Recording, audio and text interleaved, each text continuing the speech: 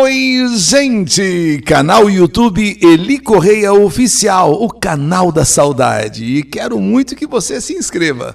Então vamos se inscrever?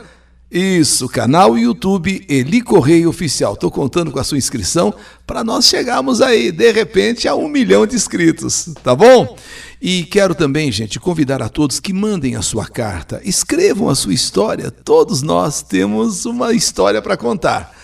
Você manda para esse e-mail, cartasaudadeelicorreia@gmail.com, e você estará concorrendo para o Dia das Mães a um tablet. Legal? Então espero a sua carta.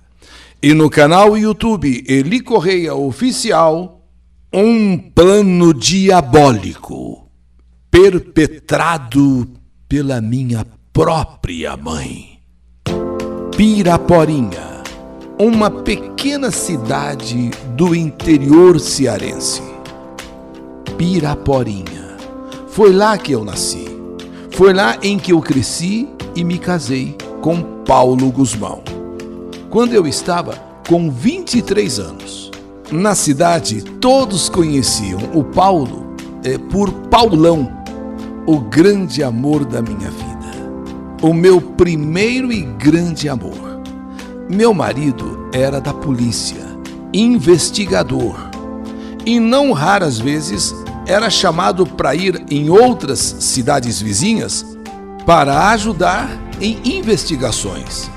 Até que um dia chegou aquilo que Paulão tanto desejava, ou seja, sua transferência para trabalhar na capital, em Fortaleza. Ele havia feito já muitos pedidos para isso, e até que finalmente foi concedida sua transferência pela Secretaria de Segurança do Estado. Ele, muito contente, muito feliz, me deu a notícia assim, todo eufórico.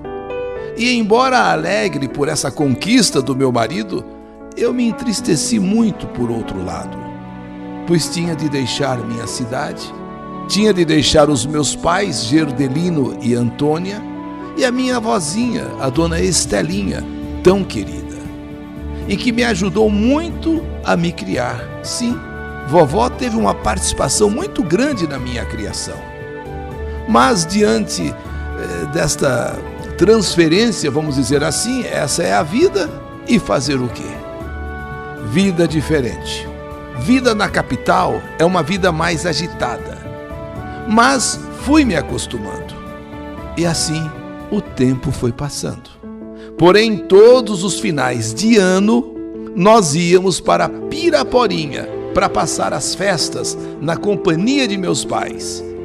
E aí sim, matávamos a saudade. Era uma alegria só. Até que, infelizmente, chegou a notícia do falecimento de meu pai, Gerdelino, vítima de um infarte fulminante aos 65 anos. Foi muito triste esta viagem. Essa foi triste, porque primeiro tivemos que fazê-la às pressas para pegar ainda o velório. Eu chorei muito. Eu adorava o meu pai. Ele era um homem muito bom, rodeado sempre de seus amigos que o estimavam muito. A partir de então, naquela enorme propriedade, só mamãe Antônia e a vovó, a dona Estelina, cuja idade era agora de 82 anos. Após a morte de papai, as coisas por lá foram, vamos dizer assim, se complicando. Minha mãe não tinha muito paciência com a minha avó, que era mãe do meu pai. Sempre nas cartas que eu recebia, mamãe reclamava que vovó dava muito trabalho, porque já estava caduca, chata, implicante e rabugenta. E eu ficava muito chateada com isso. Como disse, eu sempre adorei minha avózinha. Ela ajudou a me criar. Mas, por outro lado, também não podia fazer nada. E mesmo que quisesse, trazê-la para a capital, trazê-la para onde eu estava morando, não se acostumaria nunca, jamais. Após um ano da morte de papai, fomos para lá em mais um final de ano. Eu estava com muita saudade de vovó, muita saudade de mamãe, enfim, saudade de todo mundo. Ela, vovó, realmente eu vi, não estava nada bem. Assim que me viu, começou a chorar. E abraçadas, eu e ela disse que precisava muito me contar as coisas que estavam acontecendo. Foi quando então me sentei com ela em seu quarto e falei: conta, vovó, diz. Filha, depois que seu pai se foi, coisas muito estranhas começaram a acontecer. Esta casa, filha, passou a ser uma casa mal assombrada. Eu ouço aqui do meu quarto vozes lá na sala, gente cantando. Eu saio aqui do quarto e vejo vultos andando pelos corredores, até mesmo correntes sendo arrastadas aqui no assoalho. E muitas vezes, filha, uma voz rouca, eu ouço uma voz rouca, que nem sei de onde vem, dizendo: saiam desta casa, vendam esta casa, vendam e vão embora. Eu fico com tanto medo, minha filha, que eu volto para o quarto e fico só rezando. Eu não sei o que é isso, mas eu morro de medo. Eu não enxergo bem, não sei o que é isso. Teve uma noite, inclusive, que o vulto chegou bem perto de mim e me atacou. Me deu uma pancada aqui perto do meu olho. Ainda tem a marca, filha. Olha aqui essa marca, doeu muito. E eu por pouco não caí. A casa está mal assombrada. Eu olhei bem. E de fato, o lugar que minha avó apontou que tinha uma marca ainda estava roxo. Comentei com meu marido sobre aquilo e resolvemos perguntar para a mamãe que história, enfim, era aquela. E mamãe, irritada, respondeu: sua avó está caducando. Eu já não contei para você que ela dá muito trabalho? Então, que assombração que nada, é tudo invenção da cabeça dela. Sabe o que é essa marca que você viu aí no olho dela, aí abaixo do olho, aquele roxo? É a tua avó que não para, é pra lá e pra cá o tempo todo, levanta da cama porque não tem sono. E como não enxerga direito, então no escuro ela acaba batendo, sabe, nas coisas. Inclusive isso aí foi o rosto que ela bateu na porta do banheiro. Não liga pro que ela fala, não liga, é caduquice e das grossas. Esse negócio de ouvir vozes é delírio dela, é delírio. Deixa pra lá, vai dar confiança pra ela. É isso que ela quer. Ela às vezes, que consegue pegar no sono, quando consegue, ela tem sonhos. Ela chega a cair da cama, se você quer saber. Você nem sabe o que eu passo aqui com tanto trabalho que ela me dá, sinceramente.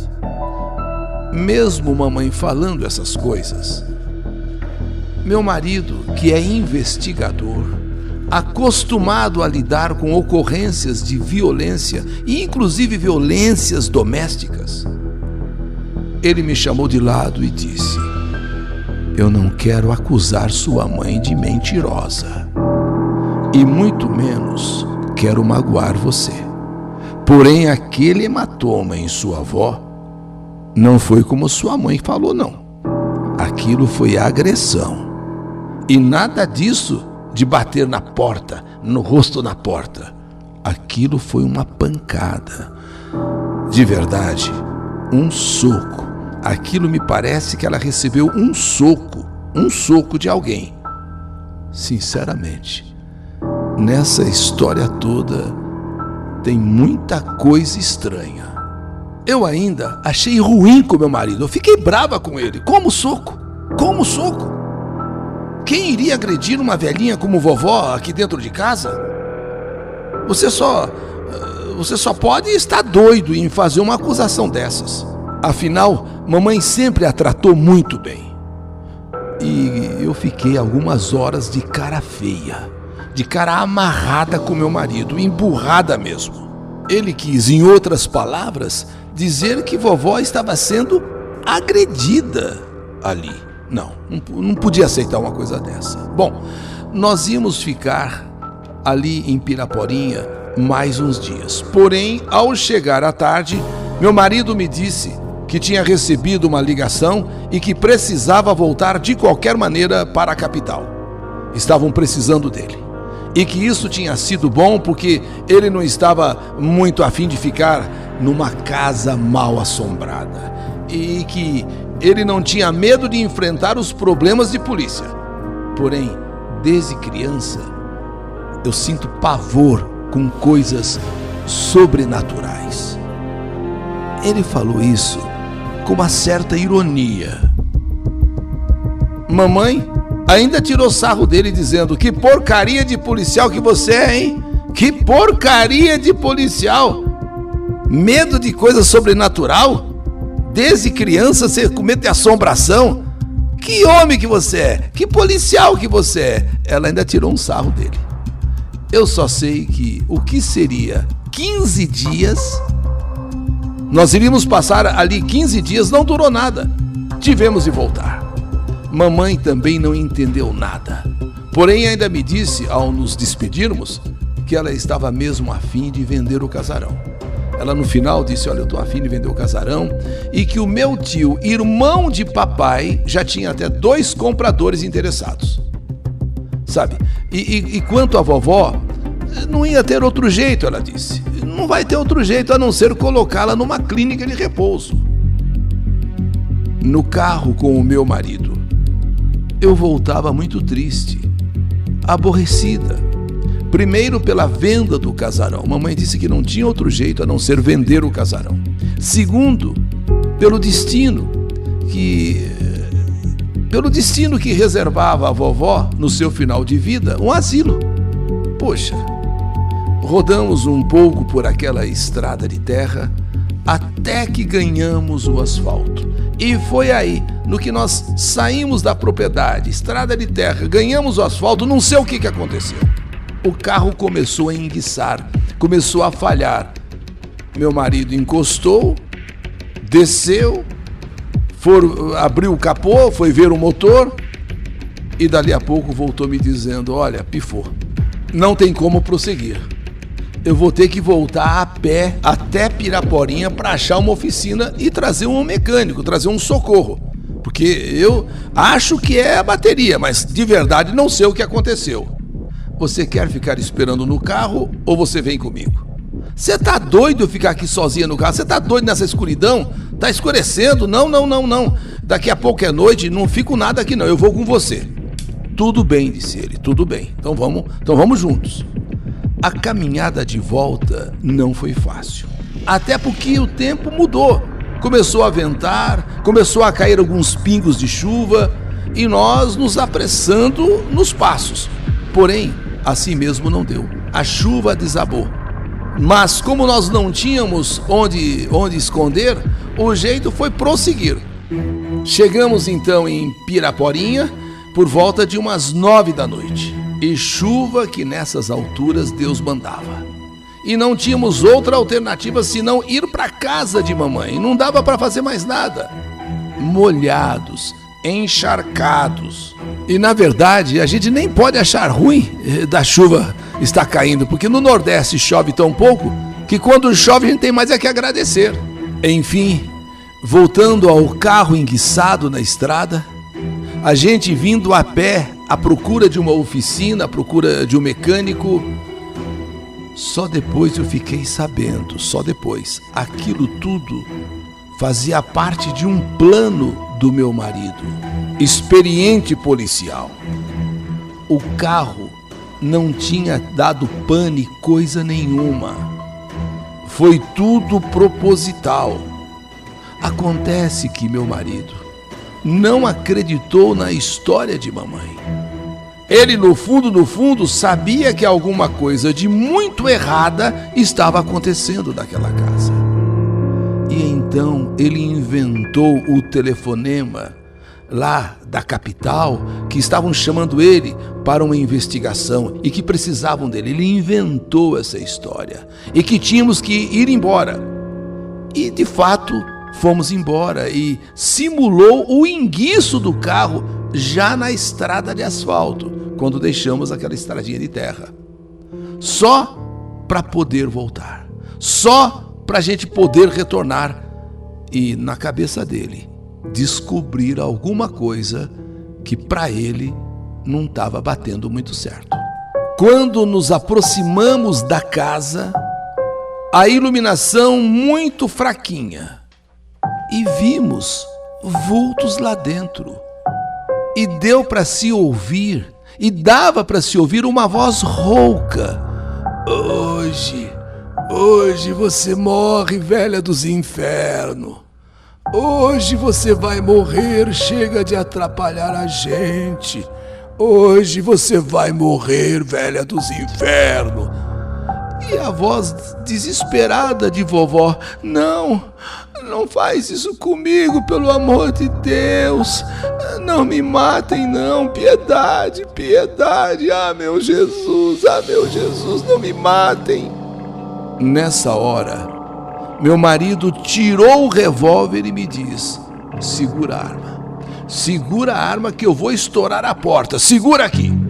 E eu, apavorada, tremendo, olha, embora seja casada com um policial, embora a arma sempre estivesse ali em casa, eu nunca tinha chegado perto daquele revólver. Eu morria de medo de arma, mas vendo meu marido tão nervoso e tão assim, desesperado, eu peguei o revólver, enquanto ele se preparava para pôr a porta abaixo. E ele me diz: quem sair dessa casa, você atira. Atira, porque se for eu grito para você não atirar. Mas, não sendo eu, qualquer pessoa que sair daqui, você mete bala. Tá entendendo? E foi tudo muito rápido. No que meu marido estourou a porta e entrou, ele foi atingido na cabeça. Mas, olha, por uma paulada tão forte, um pedaço de pau que eles chamam de caibro. Caibro, olha, aquele vulto, aquela pessoa, aquele vulto mascarado, sei lá, deu uma senhora paulada na cabeça de meu marido. E em seguida saiu. E conforme meu marido havia me dito que era para atirar se saísse alguém de casa, porque se fosse ele ia dizer: não atire que sou eu. Mas não sendo ele, quem saísse eu atirasse. E eu não tive dúvida. No que saiu aquele vulto, eu apertei o gatilho. Foi bem na cabeça. E um grito só: ai! E aquele vulto, ou melhor, aquela pessoa já foi pro chão. Naquela confusão e naquele escuro, eu vi outra pessoa pulando a janela e saindo em disparada. Eu estava tão tonta, eu estava tão abalada, que joguei o revólver no chão, entrei na casa, acendi as luzes e deparei com aquilo. Vovó estava no chão agonizando. O seu corpo ainda tremia. Ela estava nas últimas e com o corpo tremendo. Meu marido, com muito sangue pela cabeça, por ter sido atingido violentamente, sido golpeado por aquele caibro com tanta violência, ele ainda tentou falar alguma coisa, porém não conseguiu. Morreu logo em seguida. Ali, na porta de entrada, aquele vulto, ou melhor, aquela pessoa que usava um capuz, uma meia na cabeça, sei lá, estirada na terra molhada e morta. No que eu tiro a meia da cabeça, o capuz, eu não acreditei. Eu fiquei paralisada. Era a minha mãe. Era a minha própria mãe. E eu matei a minha mãe com um tiro na cabeça, claro, sem saber que era ela. Eu fiz o que o meu marido mandou. Se sair alguém que não seja eu, mete bala. E foi o que eu fiz. Atirar em quem saísse de casa. E era ela. O vulto era ela. Com aquele capuz, com aquela meia no rosto. Eu havia matado a minha própria mãe. Nessa hora eu gritei, oh, meu Deus, onde já se viu uma coisa dessa, meu Deus? Mas a tragédia já estava consumada. Minha vozinha agonizando, tremendo lá no chão da sala. Meu marido morto, com aquela paulada. E a minha mãe ali fora, estendida. Aquele mesmo tio que estava arrumando compradores para o casarão, ele de repente chegou, ele apareceu. E ele sabia dos planos da minha mãe e do namorado dela. Sim, só então, perante o delegado, a polícia que chegou no local, que tudo depois foi esclarecido. Minha mãe, na verdade, tinha um namorado na cidade de Fernandópolis. Ele, um vendedor de roupas que circulava pelas cidades, tipo camelô. Eles tramaram a morte de minha avó para ficarem com a propriedade, isso que pertencia à minha avó. Primeiro, tentando enlouquecê-la. Sim, até ver se conseguiam realmente jogá-la no manicômio. E como não conseguiram, o jeito era eliminá-la. E por Deus, tudo aconteceu naquela noite, onde Paulão, muito desconfiado, simulou que tinha que ir embora, porque tinha recebido um chamado da capital. Depois, simulou o defeito no carro já na estrada e quis voltar para investigar. Precisamos voltar a pé. E foi então quando ocorreu a grande tragédia, com 3 mortes. Primeiro, do meu próprio marido, com aquela paulada que ele recebeu quando estourou a porta. Segundo, da minha avó, que já estava estendida no chão, já tinha sido agredida também. E depois, a minha mãe. Sim, minha mãe, que apesar de eu ter cometido esse assassinato, essa morte, eu não a perdoo. E nunca vou perdoá-lo, porque ela foi a grande causadora de tudo. Ela foi a grande arquiteta de tudo. Eu não a perdoo. E nunca vou perdoá-la. Que ela queime nas chamas do inferno. E ainda, o maldito namorado dela, que conseguiu fugir. Aquele que pulou a janela e se mandou. E o tio, sim, o meu tio, que também estava participando de tudo isso. Ele foi o único que foi preso. Muita saudade de meu querido marido, Paulão, de minha vozinha adorada, Estelinha, que foi morta pelo monstro do namorado da minha mãe. Eu fui presa. Eu cumpri a minha pena. Paguei muito caro por ter matado minha mãe. Mas que me desculpem, eu não tenho arrependimento algum. E digo mais uma vez, matei minha mãe. Com toda certeza, ela está nas profundezas do inferno. Me perdoem dizer isso, mas essa é a verdade. Ela, o namorado dela, que fugiu, mas também foi preso e continua preso, e o meu tio, irmão da minha mãe, que também participou na elaboração desse plano. Ele também foi preso. A minha idade hoje é de 67 anos. Vivo em uma casa de repouso. Eu não gosto da palavra asilo. Então eu prefiro dizer que estou numa casa de repousos com problemas nervosos, problemas psicológicos, depressão, ansiedade, enfim. Desde o acontecimento, eu fiquei com transtornos severos, transtornos mentais graves. E irão comigo para o túmulo, irão comigo no meu caixão.